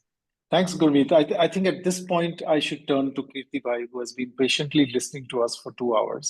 Kirti Bhai, some thoughts from your side. A lot has been said. We've covered a lot of issues. Can you hear me? Yes, yes, please. Please go ahead. No, first of all, of course, I must thank everyone who's here. I think, it's been very privileged to have you here, and 6, 7 people, I think we will spend 2 hours discussing this whole subject, which is very complex. So thank you very much to everyone. But let me kind of make 2 or 3 observations. And it's a privilege not to be part of the panel in the sense that you could say things which you want to. Number one is this, that for a long time, for a very long time, I've known Ahmedabad and loved Wall City. When a young person, I used to go and stay in Raja Mehtani's pool at my Masha's place, Poparlal Dani. And ever since, my contact with the city is very alive. Even now, I go to city, even though I can't climb 4 stories of my friend's house in Ratanpur to fly kite, I still go to city on the kite flying day in order to be able to talk to people and listen to them. Now, let me tell you these 2 stories which I think are very important, need to be told. Number one is this, that I've talked to a large number of people over a period of time, before and after the heritage thing. And believe me, that the kind of message I get is this, that people are not very happy. Second message I get is, even though there is a heritage status, people are not very proud. And people do not consider themselves privileged that such a thing has happened. Now, it's very likely that I'm talking to wrong people. But I have been working on people for the last 50, 60 years, and I understand what people is all about. And I do get these messages very, very clearly. Whether they're correct or not is not very important. What is very important are the messages that I get. Let me compare these messages with the messages that I get in Penang. In the last 5 years, I've been to Penang 3 times. And I spent huge amount of time walking, talking to people. And it's entirely different ball game, believe me. Kind of response that you get from people from Penang in terms of what heritage city is all about, why they feel proud about, or whether you talk to, I think, Machiwala at one end, or whether you talk to the person who runs a boutique hotel, or you talk to, I think, student, you get very different messages. And I think this is a concern which I would like to kind of share, that this is something very important to whatever the experts and the architects and facades and the buildings and FSI. This is a very important yardstick we should examine. This is number one. Number two is this, that as a matter of fact, I love terraces of the walled city more than the walled city itself, in the sense that, and it's a huge asset of the city. And I just, as a matter of fact, this Uttarayan, after Uttarayan, I read a small little kind of thing for a newspaper, in which I said, I'm very worried about losing kite flying spaces, in Ahmedabad. I think more and more places where I used to fly kites are beginning to disappear because large number of buildings are coming up and you can't really kind of... So I said, is there a way to look at the city from the point of view of a kite flying.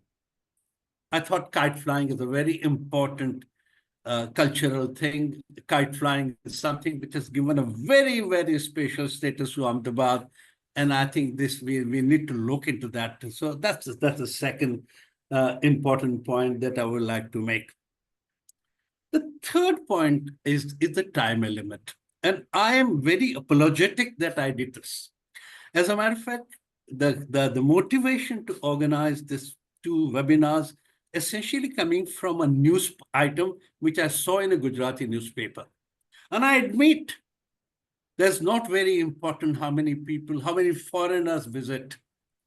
But the fact remains that a Gujarati newspaper carried in a three-column space that Ahmedabad Heritage City had received 976 visitors in the whole year. And because I was very curious, and I know Penang, I looked into Google and found out at the same time, for the same period, 7.6 million tourists had walked into hotels of Penang. Now, 976 would be bogus. It could be 10,000, 12,000, 15,000. I'm not really concerned. But I'm really concerned it's a huge gap of 7.6 and 976. As a matter of fact, that article 976 gives lots of information, how many people, how many months. And even if you grant that, and as Ashish said, that it's not very important how many people visit, foreigners visit, but still it is some yardstick. So point that I'm trying to make is this, and that is why the title of this webinar series is Setting an Action Agenda. And setting an action agenda is very important. And I think that should include municipal corporation, that should include government of Gujarat, that should include government of India. Prime Minister happened to be Gujarati, and that should include, I think, stakeholders.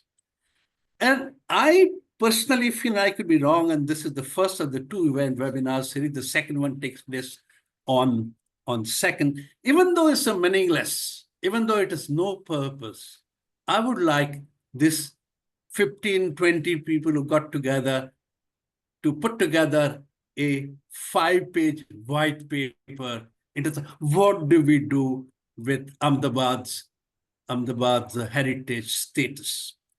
I'm not really thrilled with what is happening, and I could be wrong, and I could be pessimistic, and I'm 83 years old, but I'm not. That is how I'm doing 122nd webinar, because I believe in cities, and I believe the city is the future of this country. But I think something more has to happen. I think there's a greater need to, because I think we go listing problems into the why it cannot be done. Of course, there are problems. And of course, it's difficult to move this way or that way. But you have to move.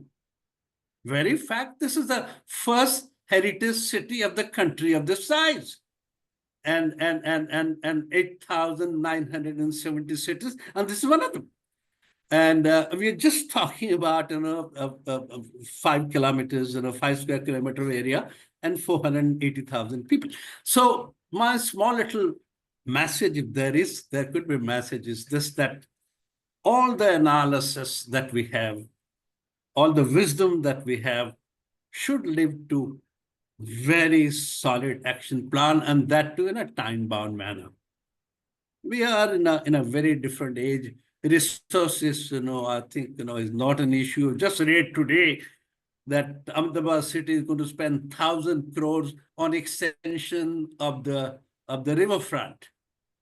And one is talking about thousands and thousands of crore rupees for the city in the context of preparing for the Olympics.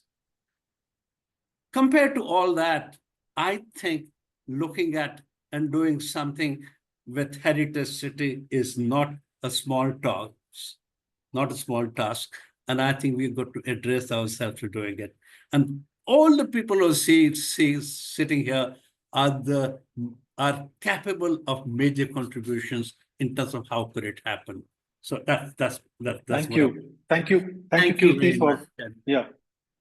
Thank you. Thank you for affirming that we can do something. Maybe we should take up this challenge. I'm not sure who will curate this document, but I'd be happy to write a little bit about what to me is the big challenge, which is, to tell Ahmedabadis that, 1%, less than 1% of your area is what you need to find a way to, to not preserve, to revitalize, especially think of the Olympics. I think we need to galvanize everybody who lives in Ahmedabad. Everything is kind of available, as Khushi put it. It's a school of urbanism. They're all there. Everybody's there. The investors are also there in Ahmedabad, and as you said, lots of thousands of crores will be poured into the city. Can we not focus everybody's attention that this 1% of the area requires special attention? So that's a great suggestion. Kirtibhai, I want to I know we are already past 8 p.m., but if I can ask each one of the panelists to share just in 30 seconds, one thought which can contribute to what Kirtibhai is saying, which is what should we work on? What should be our action agenda? Just a quick single line thought. If it's a repetition of what you've said before, that's fine. Let's start with Gurmeet. Over to you. I think it's important I think what we should be doing is identify those triggers, those catalysts for change. Very strategic point of interventions, which would then, give that energy to that space. Absolutely.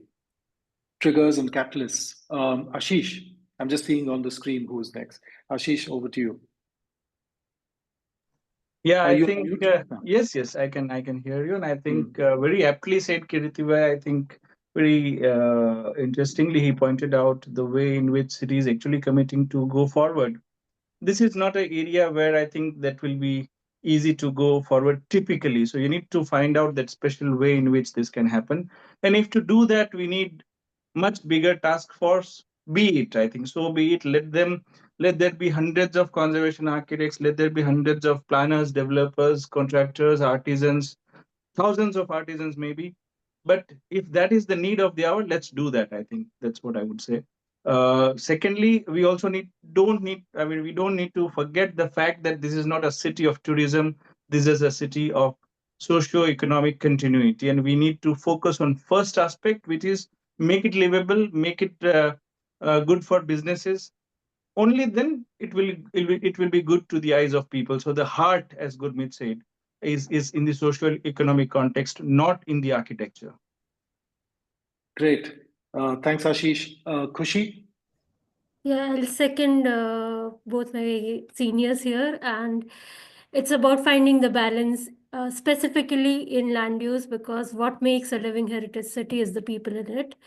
So really the balance between the activities that are there, between what makes pole a pole, because we do not want families like Jagdip Mehta Bhai's family to actually be frustrated and leave. The pride will come when we will respect people who live there. So. Thank you, Khushi. Jagdeep Bhai, મને ખબર નથી તમે કેટલી બધી ચીજો બધી સમજી છે કે નહીં, પણ તમે સાંભળ્યું તો છે, એટલે તમારા ફાઇનલ વિચારો, કઈ એક ચીજ કરવાથી આપણે બદલાવ આવી શકે? તમે મ્યુટ ઉપર, જગદીપ ભાઈ, તમારો માઇક મ્યુટ છે. ફાઇનલ વિચાર એવો છે કે આપણે જે પોળ છે એ પોળની જગ્યાએ મોલ ના બને, બસ એ જોવાની જરૂર છે. એઝ પર એક્ઝામ્પલ પાડાની પોળ, તો ભવિષ્યમાં એ પાડાનો મોલ થઈ જાય, એવું ના થાય, એ જોવાની જવાબદારી છે. Okay, thank you. અને લાસ્ટમાં, if I can invite Mr. Bhatt,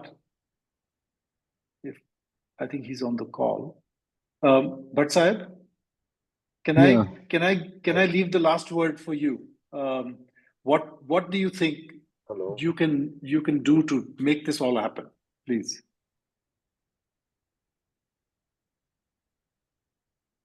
Bhatt Sahib, can you hear me? Yeah, you're audible. you're audible. Hello. Mr. Bhatt, can you hear us? Yeah, I think he seems to have a problem with his Oh, okay. Wi-Fi. That's a pity. Okay, I think then we'll close it here. Hopefully, we can present a manifesto or something to Mr. Bhatt, who is clearly an ally within the municipal corporation. So there are some good elements here and lots of hopeful openings. So with that, let me thank everybody who has joined us for this panel. Thank you, Kirtibai, for giving us this opportunity to have this conversation. It was really wonderful to revive our interest in the soul and the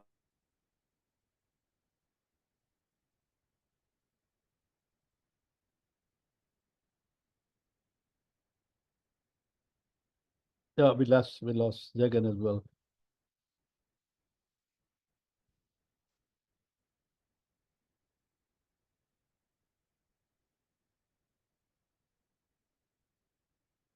Okay, so I think even Jagan, we have lost him. And so once again, let me thank everyone for this wonderful conversation and remarkably interesting ideas. And let me remind you that the second one of this webinar series on the same subject takes place on 2nd of April at the same time, 6 o'clock. And if you could make it, or if you could suggest people to join, it will be great help. Thank you very much. And all the Thank you, best sir. for the Gurmeet, thank you very much, staying all the way for the whole hour. Khushi, very much, for thank you very much for your delightful presentation. Ashish bhai, જરા મળીએ અને વાતો કરીએ કે શું થઈ શકે I think આમાં અહીંયા. Ramya Saab, thank you very much that you stayed back. In fact, I was very worried when I heard that you may not be able to join. And very fact that you could join would be a big help. And Jagdish bhai, તમારું ઘર જોવા માટે જલ્દી આવીશું and thank most you very welcome. much. બધા જરૂરથી આવો, અમને આનંદ થશે.